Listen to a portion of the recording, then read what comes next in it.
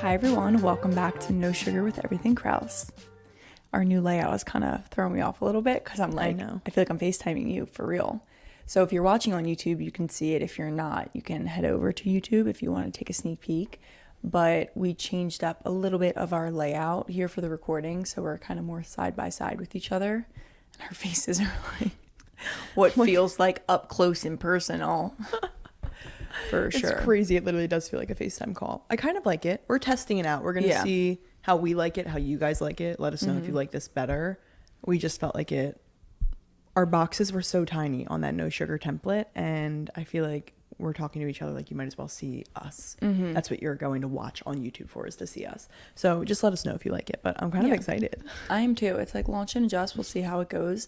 And on the YouTube note, if you are not already, please subscribe to our YouTube channel, give this video a thumbs up, like it, share it with a friend, whatever you want to do, and just help us, push this video, push all of our podcasts. I know that we have so many loyal listeners and followers, and we appreciate you guys as always, but continuing to do that for us. And as Claudia Oshry would say, this is a business. So we need to run it like a business. Exactly right. And we, of course, appreciate everyone that really listens. But what really does it for the YouTube algorithm is liking that button. So, And it's so simple. It does nothing to you. Thumbs up. It's it's good energy. Like a thumbs up in the middle of the day. Boom, boom, boom. So yesterday we ran the Broad Street Run, which we have been talking about, kind of throwing little bits of it in there because we obviously have been running for the past month, adding that into our workout routine. And yesterday was the race, so it was a 10-mile race. And I feel like this year was a little bit more rewarding personally, just because we did not want to do it at all. Like this we regretted. Yeah. The whole time we were like, do we really have to do this? Like, should we just kiss the money goodbye that we to sign up? We almost didn't do it. Like we almost decided why are we not because we couldn't do it. We were just like, why are we literally running this race? Like I don't want to do it. I know. And I think we would have felt like shit if we didn't run it and then saw everyone running it. Thank God we did it. 1,000%. I just know us way too well. And I've already seen so many people on Instagram that have done it. And, it's a Philly race. So a lot of the people that we follow did it, and I just would be punching myself in the face. Like literally I'd be like, are you kidding me? Why didn't we do that? So I'm very proud of us, but the race or we would have been like, thank God we didn't do that. Yeah, true, because it was raining, so I could also be like, oh my God, thank God it was a miserable day. Yeah maybe we would have just had that to make us feel better though. Exactly. But we kind of want to recap the race a little bit with you guys. We did like a very mini recap on social media, but diving a little bit more into the race day recap, and then also kind of just talking about the prep leading up to race day, the mental discipline that I kind of took to get us there, and that hybrid workout schedule that we really had to switch to because we went from not running at all to having a run during the week. And obviously, if you listen to our other fitness episodes, you know that we are weightlifters or we're doing yoga sculpt. Running was not in our normal routine. So we had to add that in there, and that was definitely an adjustment for the both of us. Well, it was different this year too because last year for training, I went from lifting / yoga sculpt to full on running because I just started my co-op. I was literally just running every single day. I was so nervous about the race, so I just wanted to be in shape. So this is really the first time I've ever done lifting with running or some type of other movement with running.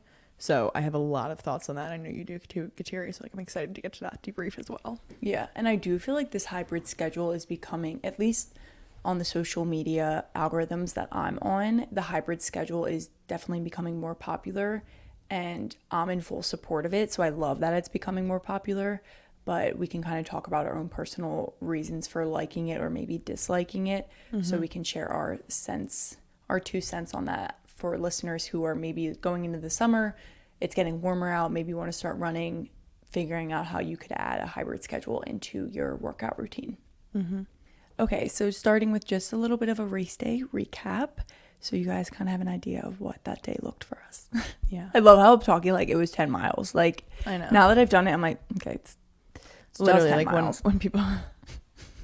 It's not a half marathon. I felt silly posting on Instagram, making a whole reel for it because I was like, it's legit 10 miles. People are running halves and fulls, full marathon, halves and fulls, halves and full marathons.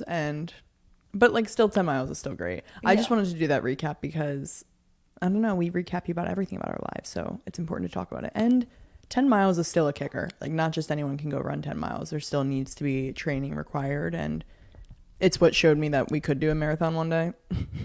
We wanted to. Yeah. Which, by the way, I feel like we need to. We do. Fortunately. For sure. Just seems like something that needs to be accomplished in our lifetime. I like want to as well. Like I do too. Like I want to run 26.2 miles. And I was talking to Tyler about this last night, and I was like, well, I got to do a marathon. And he was like, well, do you even actually want to? And I was like, honestly, I do. Like when I think about myself when I am running, it is kind of fun. Like it is a cool experience to be like, whoa, my legs are going 10 miles. Like I ran 10 miles. That's something you do in a car. Yeah. So it just, when you put it in that perspective, obviously during it, like you might get tired, your joints may hurt, little things can happen where you're like, this isn't fun. But at the end of the run, it is rewarding, and it is almost like a fun experience. It really is such a cool experience. Like I know exactly what you mean when you say like when you're running, you're like, wow, my body's doing this. That's how I feel. And I feel like that's the why behind wanting to run a marathon for me, is like I want to know to myself like, wow, my body just ran 26 miles. Like that's so crazy. When I ran 10 yesterday, I was like, oh my god, like that's so far, low key. Yeah. Like that's so awesome that I just went out there and did that. So I feel like the reward of a marathon would just be, oh my god, like I would be high on life all day, all week probably. And I feel like we need to do that together. Well, and the thing with running is it truly is a measurable workout. Like when you're lifting in the gym, you can kind of measure as you go up in your weight and things like that. And that feels rewarding in itself for sure. There's definitely moments in the gym when I'm like, oh, that's awesome. Like I felt myself get stronger there. But something with running, like being able to see the distance on your watch, on your phone, and just knowing that you accomplished all of that in one morning or one afternoon it's really a crazy experience. So Yeah. definitely running a marathon eventually. When? I don't know. I think a half marathon next. You think? Yeah. You think a half before a full? I'd rather just do a full. We'll play it by ear. Okay, let's get into our says race day. me. Yeah. Please. Like, okay. I mean, if we're going in numerical order, like half would come first. I just like don't feel like running that far and then being like, oh, can't keep going because it's only a half. But like the thing is, Broad Street's only 10 miles, so it's like, okay, I could have just done literally 3 more. It's like not that much more until you get to the half marathon. Half marathon, it's like you literally have half of what you just did. You have to repeat, so it's like another 13 miles. You know? Oh my god. Yeah. I take it back. I don't know. 26 miles. Yeah, I know. That's so crazy. And I like to think in my head I'd be at like mile 20 and be like, yeah, only 6 more. But like, the fuck, 6 more? Yeah. Sorry. It's 6 out of 20. Excuse my language. Okay, so our race day, the race started at 7:30. So just to give you kind of like a time frame, we woke up at 5:10. My alarm went off. Actually, I set one for 5 and I set another one for 5:10. I knew it. If you hear the dogs going crazy, Dad definitely just got home. Yeah. So we woke up at like 5:10. I went downstairs, like made sure Isabel was up, and then obviously got changed, like got ready physically in our clothing. And we wanted to get up that early, I think, before, because I was like, I want to eat something. I want to be able to stretch, like go to the bathroom if we need to, just like mentally, physically be awake before we got down to the city. And it's hard not to be awake when you get in that environment because there's so many people around you. It feels like it could be 10 a.m. You wouldn't even know that it's 6:30 in the morning. It literally, like, there was no exhaustion or like anything. Like, I was up so early, I did not sleep well the night before. Also, like, I had a, just side note, my Aura Ring score was like a 62, which is bad for Aura, and I got like 5 hours, so I did not have the best sleep before. But you would think I would be exhausted in the morning, and normally I would be, but I was like wide awake, like jumping. I was like, oh my god, like I can't believe we're here. Yeah. So, I mean, you can't be asleep on Broad. Exactly. It's definitely one of the things. You definitely want a good night's sleep before a race, but at the same time, the adrenaline and so many people around you in that moment when we were standing in our corral, you weren't like, oh my god, I'm exhausted, right? Like, you weren't thinking about sleep at all. You're just so kind of amped up. So if you are doing a race and you're really nervous about your night, like sleep the night before, definitely prioritize it, but like don't freak yourself out too much because then you won't be able to sleep. I feel like people get so nervous, and I was like, you know what? When I fall asleep, I'll feel fine in the morning. Like, I'll drink some coffee, do what I need to do, Yeah, and exactly. be okay. We also ate before the race this year, which Kateria and I are not very like big on eating that early in the morning just because like I'm not hungry that early. I don't think I could do it.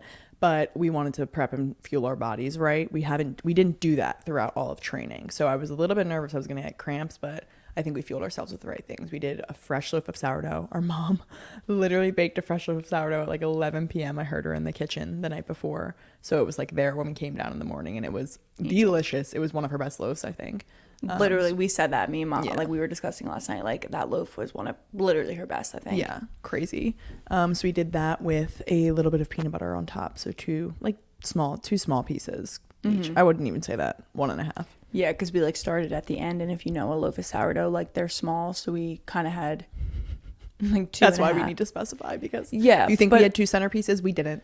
no, but also I want to explain, like I was, like you said, we didn't eat before any of the runs during training, so I feel like I didn't want to go in and have like two giant pieces of toast with peanut butter, because like you said, I had no idea how we were really going to react. So I don't recommend doing that.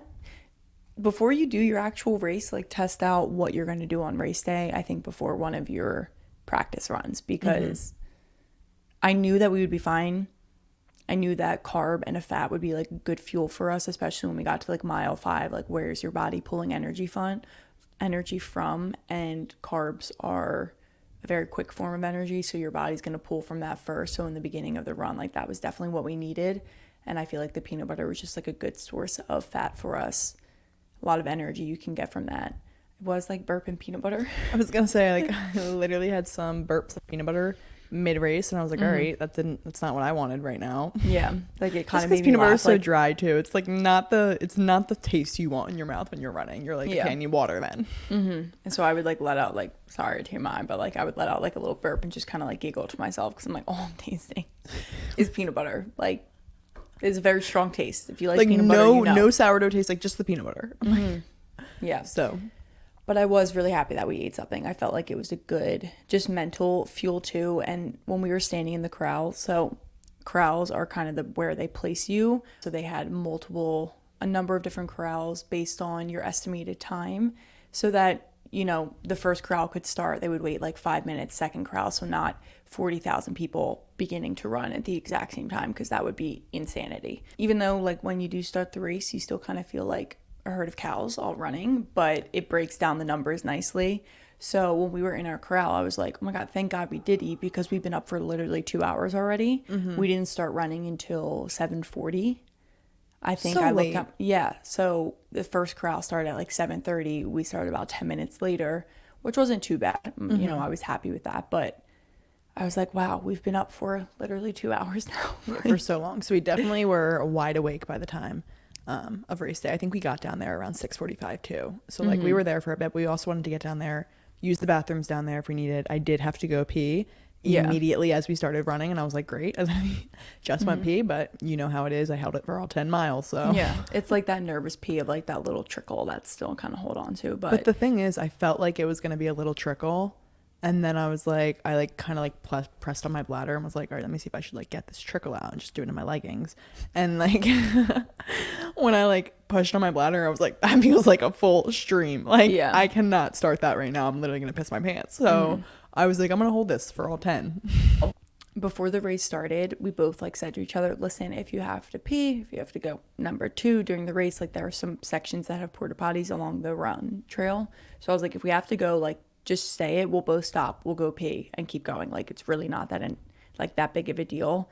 And then of course we're running, I'm like, last thing I feel like doing is stopping. And I know we are both thinking that, like, unless it was urgent, we weren't going to stop, because we were just, Exactly. in the groove, like middle of the run. We had a good pace going. The last thing we wanted to do was slow that down. Yeah.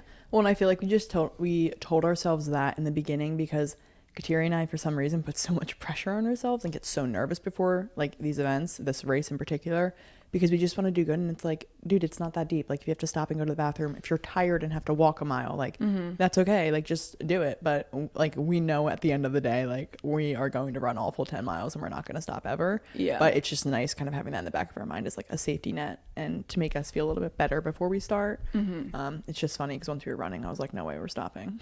Yeah, no, we for real, we're just telling ourselves that to make us feel a little bit better. Yeah. But I feel like once we started running, Like the first 3 miles, this was the same for me last year, were like a blackout. Like the first 3 miles, they have banners up and it says mile 3, and I'm like, wow, we're already 3 miles down. Like where did that just go? Yeah. Because you're still kind of with a lot of people in the first 3 miles.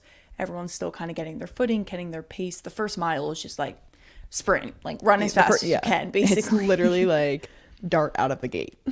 Everyone just like darts, tries to get like around people, and not in like a rude way, but just everyone's trying to get, It's like scary. Yeah, like a clear line in front of you. Like there's so many times in the beginning, me and Izzo will like glance at each other and kind of like have a little giggle on our face of like, all right, I get that we have people in between us, like I'll meet you soon. Yeah, Like, yeah. we just have to like get around these people and then we'll be back together. But so the beginning's a little bit chaotic, and then I would say after like the 3 mile mark is when I always feel like I'm settling in. Yesterday I did feel settled in a little bit quicker than I did the year before. Interesting. I did think- not. I had a rough first 3 miles. Not rough, like not rough is an exaggeration, but when I was running the first 3 miles, I was like, I hope I'm good for this race. Like, Yeah. I was just like, I feel like I am, but for some reason off the bat, I think it's because we always go so quick. And like when I start my runs in training, I just start right away with my pace. Like I'm so aligned with my pace in the training. I always get like slight shin splints like it happened last year and it happened this year. And it distracts me. So the 3 miles fly by because I'm so focused on my shins. And like I know it's bad to focus on that, but I'm not focusing on the running. It's just like the pain in my shins. But then as soon as those 3 miles are over, I like always settle in. Yeah. Like when I'm at mile 5, I'm like, all right, my legs are moving. They're not going to stop. That's the best part about a 10-mile race too. It's like when you get to mile 5, you're literally already halfway there, and at that point you're settled in, you're feeling good.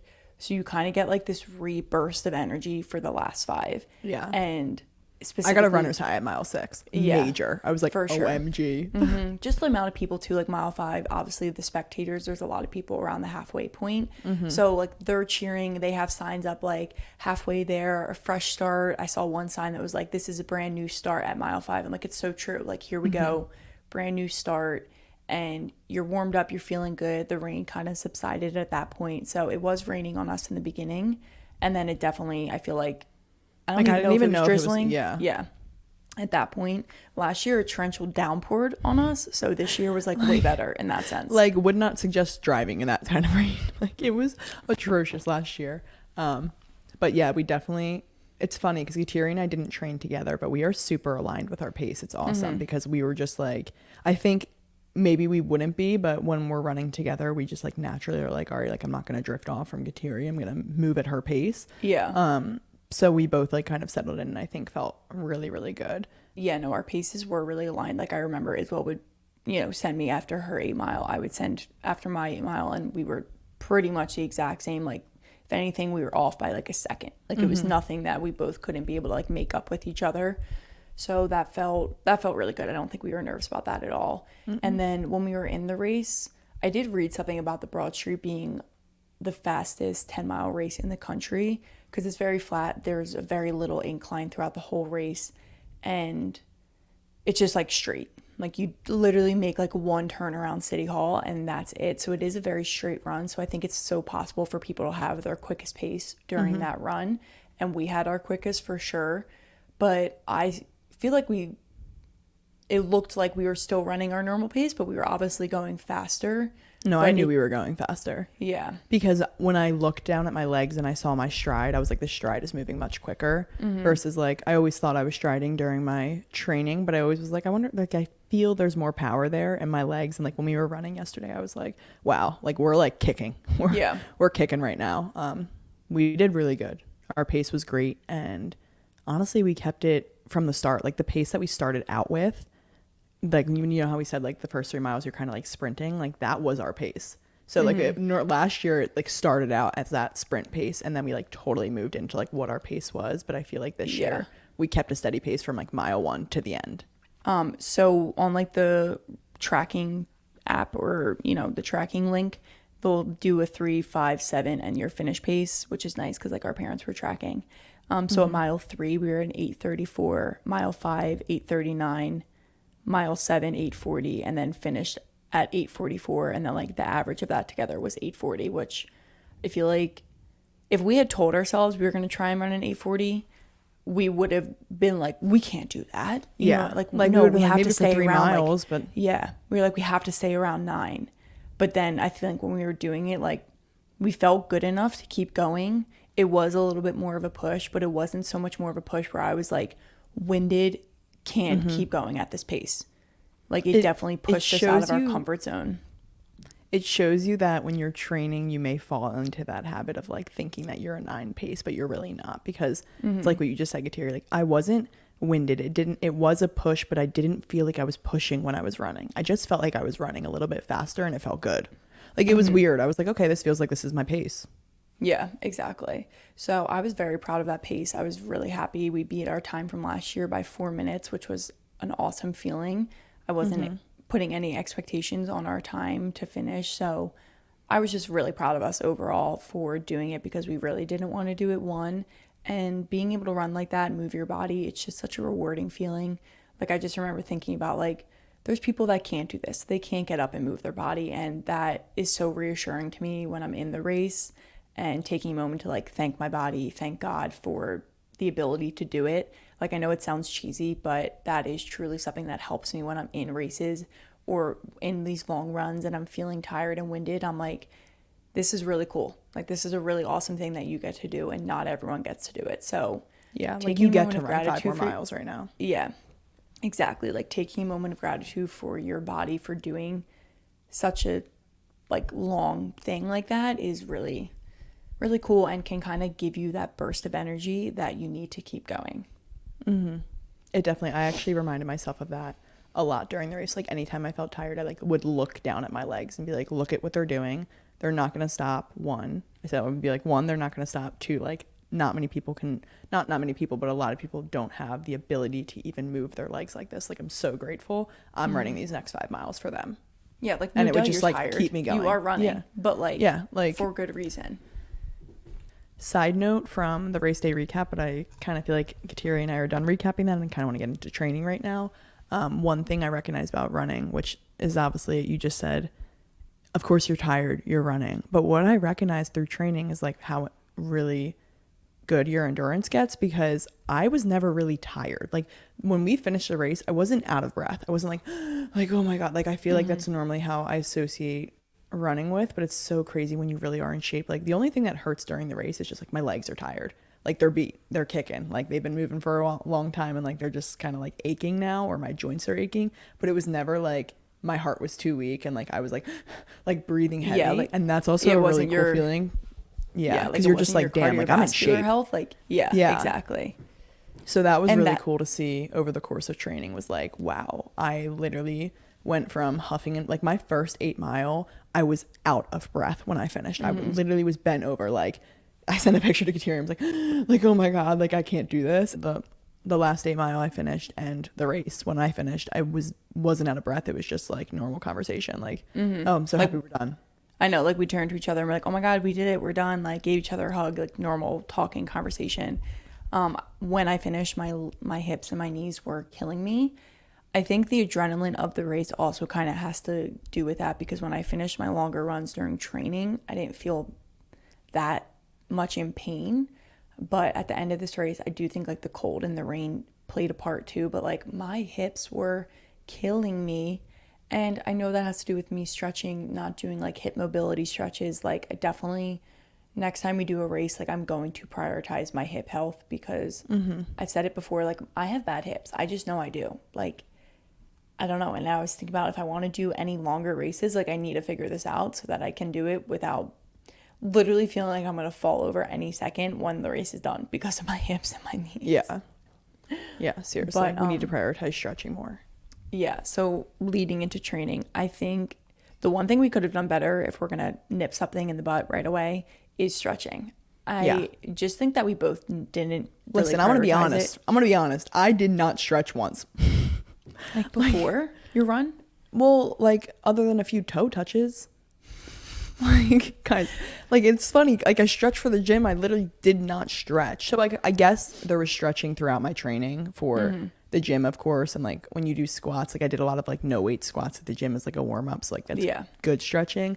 But like before running, like I literally would not stretch. And like when I was done, I'd be like, thank God, go get in the shower, move on with your day. Like, and I would always say like, oh, I'll stretch later. And you're never going to stretch later. You're never going to do it in that moment. Literally. So I would love to see how I would improve. Like I feel like we could run even faster if we stretched, because that really does a lot for your muscles, for your legs, for everything. Yeah. Before I would start running, I would stretch for like 5 to 10 minutes, just to like loosen my legs up, get like the juices flowing a little bit. And then I think the biggest part with training, like a lot of people are like, I don't understand how you went from like not running to running 5 miles. Like not everyone can do that. I think because we were doing other workouts leading up to it, like we didn't go from couch to running. We went from the gym to running, or yoga sculpt or grit, anything to running. Our cardiovascular health, kind of like you mentioned, was already like there. We already had a good baseline, and I get that maybe not everyone has that, but if you are a physically active person, you can probably run further than you would think. And a lot of that comes with like your mental state, which we'll get into as well. But we were already pretty active, so it just took our legs getting used to changing up our activity, because you use different muscles when you run. But because the other muscles that you don't use as much when you run were already strong and being worked out, I feel like we had a really good foundation to run off of. Going off that real quick, Kateri, side note is I did not recognize how different the muscles that I'm using in my legs are when I'm running versus at the gym. Like, of course it's different muscles, but like the pain I felt in my legs after the first run I went on for training, I was like, whoa, like this is soreness in places that I've never been sore from the gym from. So like, it's just so cool to see like how your body works. I don't know. I love that. I'm like, oh my God, like that's what I really loved about hybrid, is like I'm using totally different muscles in my legs, and I feel like it's a really good complement to each other. But going off also what you said about, if you are an active person, you can probably run farther than you think. What I think Kateri and I both recognized last year, but kind of had to reinstate in our mind this year, was that running is purely all mental. I really do think it is. Like, yes, you need to be in shape, but okay, so if you're a couch, yes, you need to have the in shape and mental. But if you are an active person, like it purely is mental for you, because I don't know, like once you put your mind to it and just tell yourself that you're going to keep going, like no matter how tired you are during the runs, like no matter how tired I was at mile 4 and I still had 4 miles left to go, my body kept moving, because I was like, it's my mind telling me that I can't go 4 more miles. But if I just keep moving, like my body's not going to stop. Like it literally is not going to stop unless I mentally tell it to stop. So I knew it was all within my hands on like how far I could go. And when you realize that, like you literally become unstoppable. And I feel like that realization was quick. It happened last year, so we like knew that going into training this year, and it took like one run to remind us of that. And then after that, it was like boom, like 8 miles 5, 8 miles 5. Like it was so easy to just kick right into that training schedule. Like we never gradually built up to it, which I felt like we did last year. Yeah, I do think we gave ourselves a shorter time frame. Like we kind of had to get right into it, because like we said, we really didn't want to do the race. We were pushing off starting to run a lot. But exactly that, the mental discipline that it took, like it was just like, if I don't tell my legs to stop, they're not going to stop. So you're going to get this mileage done because you are telling yourself that you can and you will, and your body's going to keep going.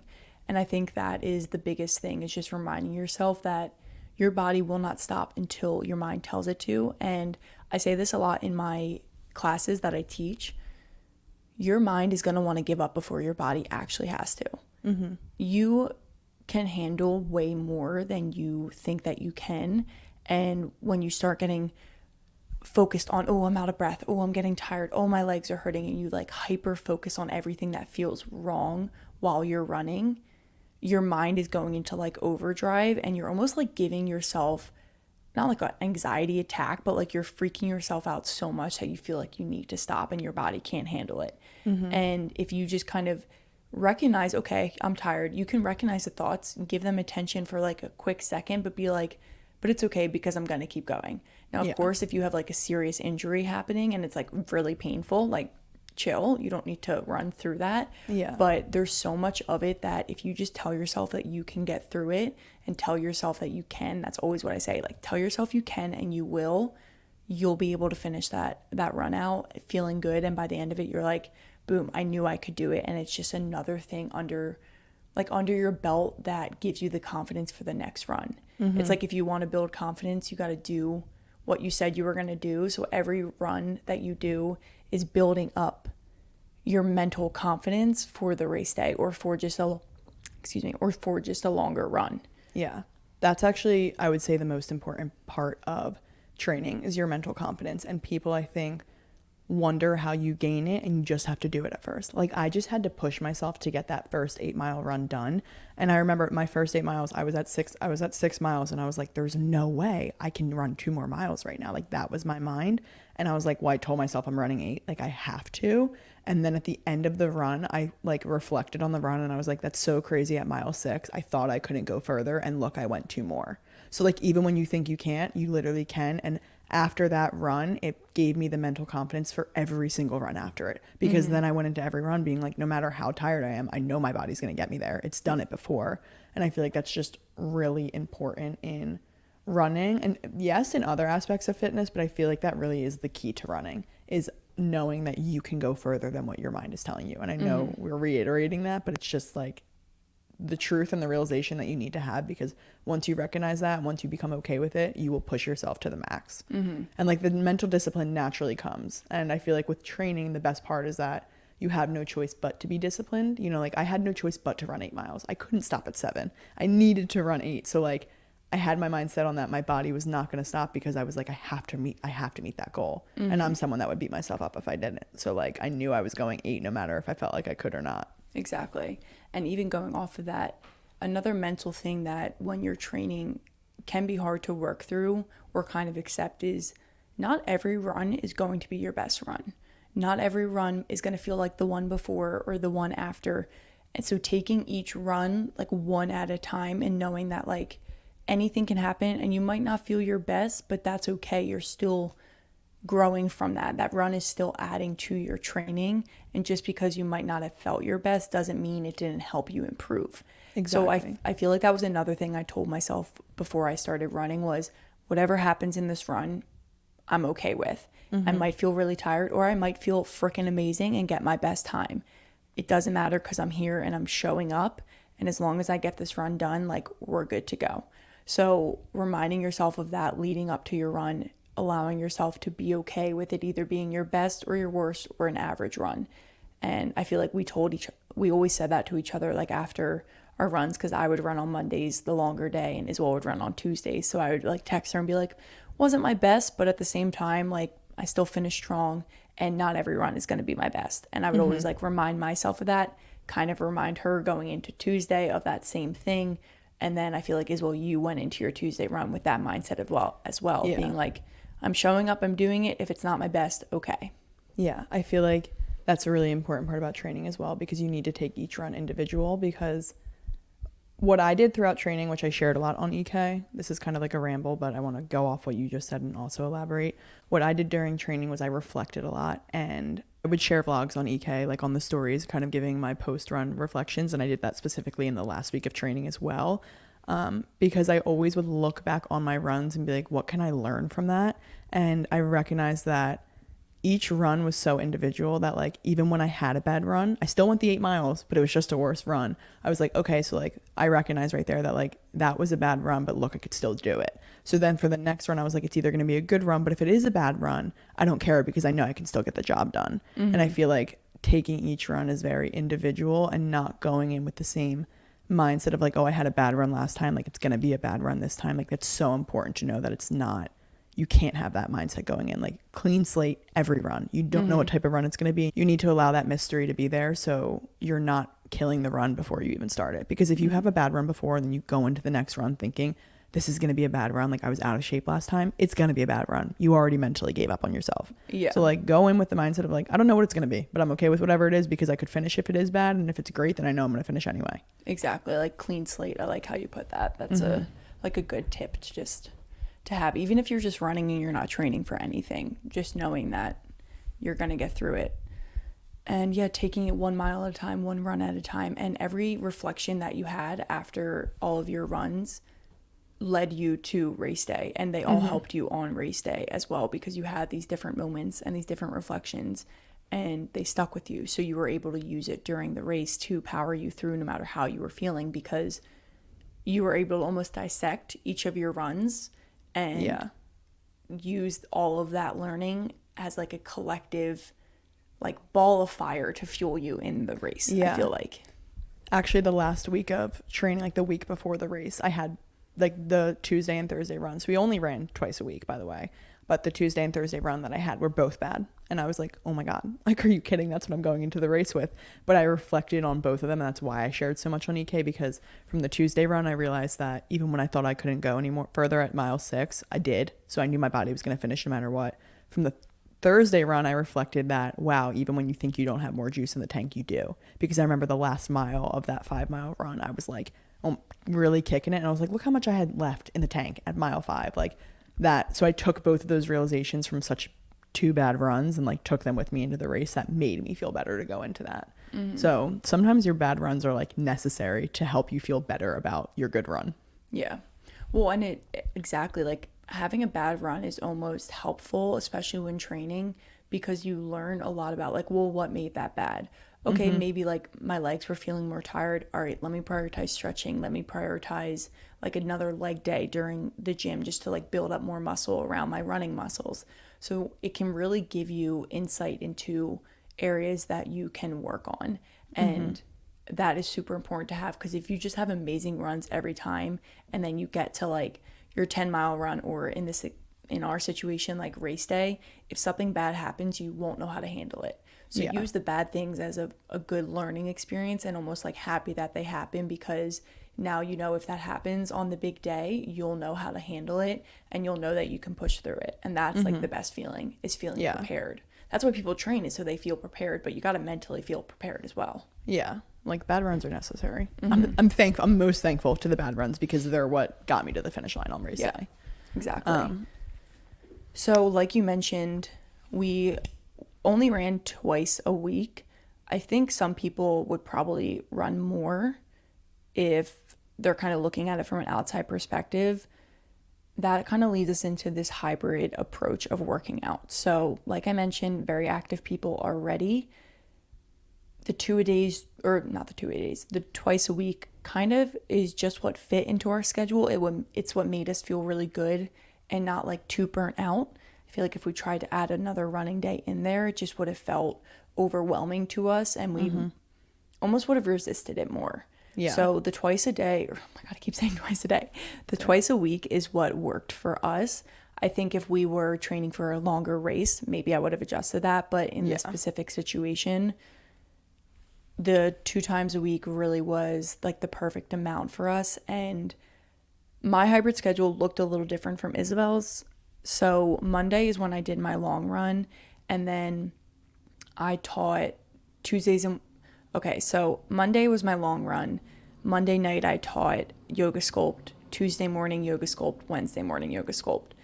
Monday night I definitely took it easy in those yoga sculpt classes. Like I wasn't trying to burn out my body on Monday when I had the entire week to go. So I didn't do as much of like the cardio section. I kind of would like demo the moves and then move on, like drop the weights, kind of just look at the class and talk. And then Tuesday morning, in the beginning of training, I would go to the gym before I taught and just do upper body, give my legs a break. And then I taught a yoga sculpt, which was very like a modified yoga sculpt class on Tuesdays. So that was like almost like a good shakeout for my legs. It was like I was still working them. I was doing lunges, squats, pulses, things like that. So it felt like good to still move my legs, because if I kind of left them to like sit after an 8-mile run, it would just feel like really sore when I would go to run the next time. Wednesday, strictly yoga sculpt. Thursday or Friday would be my second run day, depending on my schedule, because I'm either subbing on Thursday mornings or I have it open and I could run. That would be like my shorter run, as in 5 miles, either on Thursday or Friday. So that was just my schedule that worked for me. I think mainly because I've been teaching, I would just have to adjust like each week as the week came. And like I said, with running and taking each run one at a time, like allowing myself to take each week at a time and knowing that, okay, Monday I'm definitely doing a long run. Thursday, Friday I'm doing a shorter. We'll figure it out in between.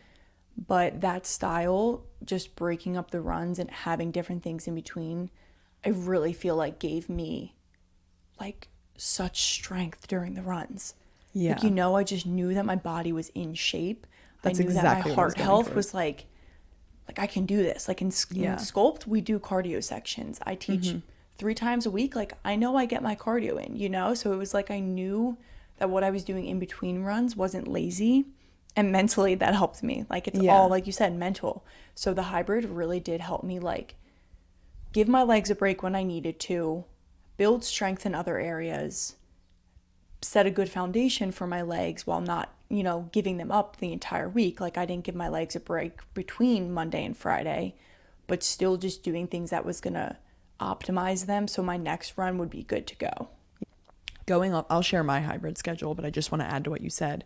The big thing for me, for why I really loved hybrid, was the strength I noticed from my legs from lifting really helped me in running this year. And I recognize that when as you guys know, I was talking in our plateau episode about like fitness plateau. I have been lifting since September 21st, the first day I got to Drexel. And that's a long time. I was lifting straight, like 6 days a week in the gym, 5 to 6 days a week in the gym, only lifting for 6 months, over 6 months. Like that's crazy. So when I popped out for my first run of training, like I ran a 7:30 mile. I remember I was just like, let me just run 1 mile. I literally ran it. I texted you, I was like, I just ran a 7:30 mile, like effortlessly. And I was like, whoa, like where did that power come from? Like I felt the power in my legs, in my stride from lifting. And I was like, whoa, okay. I initially was going into training thinking I was going to just go full running mode, and I was kind of like pissed about it because I didn't want to stop lifting. But then when I saw that power come from my legs from lifting, I was like, whoa, this has to be hybrid. And that's kind of why I developed my split and only put in 2 days of running eventually, because I was like, I don't want to lose my gym days. Like this is what works for me. This is what I'm going to do. No, I don't know if I mirrored her split, but Annabelle Ronfelt, I don't know how to say her last name. She's an Aussie, my favorite influencer on Instagram. She's a hybrid athlete. I'm literally obsessed with her. Her and Rachel Dillon, of course. But she did this kind of split, so I kind of mirrored off that, and that's how I made it. I did Mondays lower body lift, and then I did Tuesdays my long run, Wednesdays upper body lift, Thursdays the shorter run. And for your guys' reference, Kateri and I strictly did 8 mile long run, 5 mile short run. So like we never went below 5, but we never went over 8. That was like pretty steady each week. Thursdays I did the 5 mile run. Fridays I went to the gym and I did sprint intervals. So I kept that in there because I particularly noticed how quick I was getting with sprints, and I really didn't want to stop that. And I wasn't taking the yoga sculpt classes where I was doing like mountain climbers where like you kind of had to move your body quick. So I did about 20 minutes of sprint intervals. It was like 10 intervals total. Like the other 10 minutes of the 20 minutes was like rest walking in between. And then I did like a full body lift, but with light weights, like only 10, like squats 10 pounds, not like a lower body lift. You know what I mean? Yeah. So that was my Friday. And I pretty much took off Saturday and Sunday because I was like, this is pretty taxing. Every time I got to the end of Friday, I was like, I don't need to work out tomorrow on Saturday. Yeah. My body was always very tired, and I just really trusted that 5 days was what I needed for this training season. And let me tell you guys, I think Kateri knows, I literally am obsessed with the hybrid way. Like I don't know if it was just the change, but I was having I know we talked about it, a lot of like body dysmorphia, I feel like, pre-running. And it was because of that fitness plateau. It was because of the 6 months consistently going to the gym. I was just so bored. I never felt like I was improving. I saw a massive change from fall to winter when I, like with my work in the gym, and then from winter to spring, like it's not that there wasn't more room for me to go, but the change wasn't as drastic. So I felt like in my head, I felt like I was like, oh, like I'm not losing as much weight, or like my muscles aren't growing anymore. Like my arms aren't looking more toned, because it just was, I was already kind of there and there wasn't much more improvement to make. So when I went to running, I just feel like that change of like that diversity within my week of having like, oh, I'm not going to the gym tomorrow, I'm running, was really, really nice. And I mentally was kind of just like, oh, well, I'm doing something different, so my body's going to be different. My body's going to feel different. And that never went away. And I recognized that like, oh, it is feeling different. It is looking different with this cardio section added in. And I just literally fell in love with it. Like I was like, I can't believe I reflect on my lifting days now, not my lifting, but like my past 6 months. And I'm like, I did 2 lower body days like in a week. Like that's not necessary. I hit everything on my one day. Yeah. Like, so I love my split that I developed. It really works for me, but I just love the feeling that it gave my body. It was the proper rest for my legs. I loved doing upper body after my long 8-mile run. It just felt rewarding. I don't really know what to say about hybrid other than like it worked for me and I really love it. And I'm planning on continuing it after. So the race is done, but I'm planning on continuing running on Tuesdays and Thursdays. Yeah, I do think the diversity in the workout definitely adds a level of excitement back into your mundane routine that you were used to for 6 months. Well, I hated my 8-mile runs so much that I was thrilled to go to the gym on Wednesday. You know what I mean? Like it made me so excited to go back to the gym because I hated the running days. And then it was like after the run, I just felt so good. So I still got that reward on Tuesday and then was so excited to be like, oh, yay, tomorrow's like a gym day. Yeah, you know? exactly. And like I hadn't felt that feeling in a while. And it definitely pushes you outside of your comfort zone because the gym, you know you're going to show up at the gym. You can kind of have the same mindset, like it might not be my best lift, but like you can kind of expect what's going to happen at the gym. The run, like we kind of harped on, you don't know what's going to happen. So there's a level of unknown before each run that you do, which like can add a little bit of like angst to the schedule. Yeah. So that's kind of like I can totally see like why you're like, okay, the next day, like excited. It's just a gym day. I can get through that. Like if I can just get through the next run, like I'm good to go. And but it keeps the excitement alive. Like it keeps you kind of looking forward to like the next day of working out. And that I think is another really good benefit of the hybrid schedule is you have things to look forward to because it's not the same thing, doing the same thing every single day. And sometimes like you just need to mix it up a little bit. Yeah. And it keeps it exciting. It keeps your entire body moving. You're working your heart, your legs, your arms, your core. Everything is getting proper workouts. And I think that is the biggest benefit from a hybrid is you're literally hitting everything that a physical or personal trainer would tell you to hit. You know, like you're checking all those boxes. So true.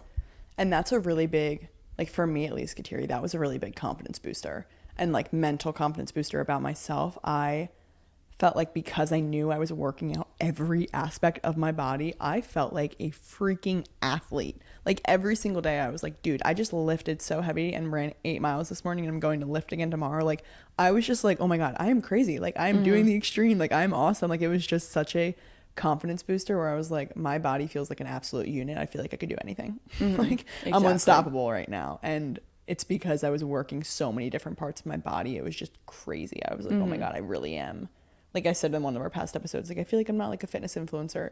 Throughout this training, I was like, dude, I literally am an athlete. I am a fitness person. Like I am doing the most right now. And that's just always such a great feeling, of course. 100%.